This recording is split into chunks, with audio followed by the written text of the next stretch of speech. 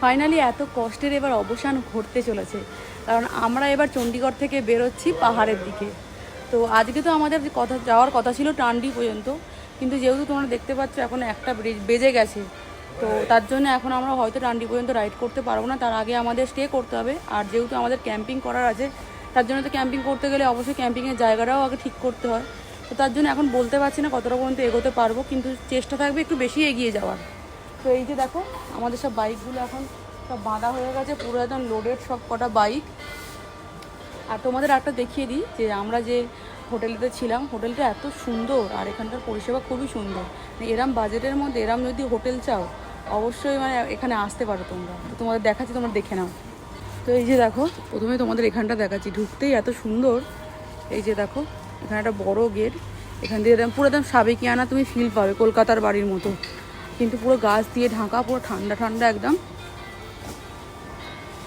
দারুণ হোটেল। তোমরা এখানে আসতে পারো। আর এই যে দেখে নাও অ্যাড্রেস এখানে দেওয়া আছে, Kapoor villa. Check out time 11টা লেখাই আছে, দেখতে পাচ্ছ। তোমরা এখানে আসতে পারো।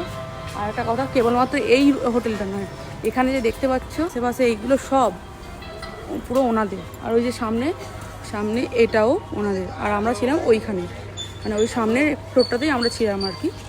আর এই হোটেলটা আমাদের থেকে নিয়েছে হয়েছে 1500 টাকা করে।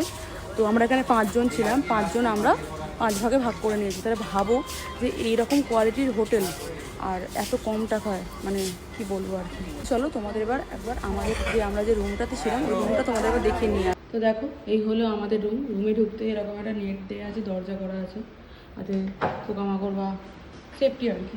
তারপরে আবার একটা ডোর, আর এখানে একটা আলমারি দেওয়া আছে, সবই এখানে লোহার আর কি। বাথরুমটাও দেখো কত বড়, জাস্ট পরিষ্কার, গিজার সব সুন্দর ব্যবস্থা করা আছে। এই যে বাথরুম। আর এই যে দেখো আমার দুটো বেড ছিল, আমরা তো এখানে শুয়ে যাতে অবস্থা করে রেখেছিলাম। যখন এসেছিলাম তখন সুন্দর মিডিয়াম ক্লিন পরিষ্কার ছিল। এখানে এসি আছে, একটা বড় পিছনে এসি আছে। এই দেখো আবার একটা ফ্রিজ দিয়েছে, এর মধ্যে জলের বোতল রাখা ছিল, আমরা খেয়ে ফাঁকা করে দিয়েছি।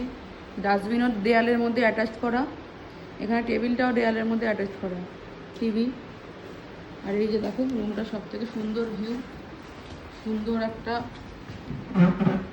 জানলা থেকে বড় একটা উইন্ডো থেকে দারুণ ভিউ আসছে। দেখো পুরো গাছে ভর্তি সামনেটা পুরো।